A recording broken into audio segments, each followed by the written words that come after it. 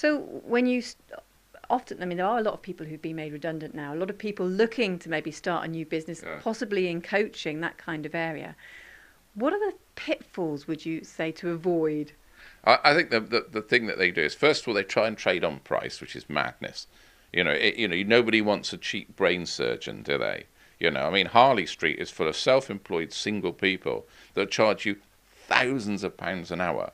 And the reason is because they're very competent, they're very professional, and that's good. Professionalism is another thing that is so important. But the other thing is, do not overburden yourself with fixed costs. I see people, they lease an office. They'll sign 30-year leases. What are you going to be in 30 years? Work from your back bedroom. What I did, I loved 2CVs. And I drove about in this horrible, rusty old 2CV, but I had a Jag key ring.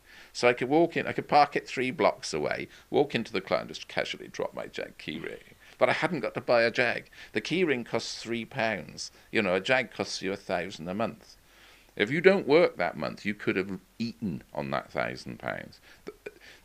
And if you have fixed costs, it's like, your little canoe that goes around the iceberg, putting an anvil in it.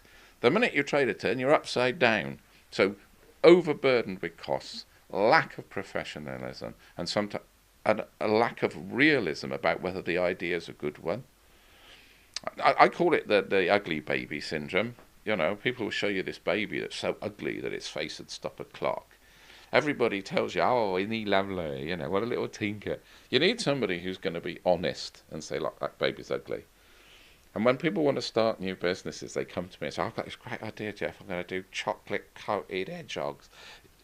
And all their friends have said, oh, that's a great idea, Brian. You're a genius, chocolate-coated hedgehog. Nobody's ever thought of that before. And I say, no, it's stupid.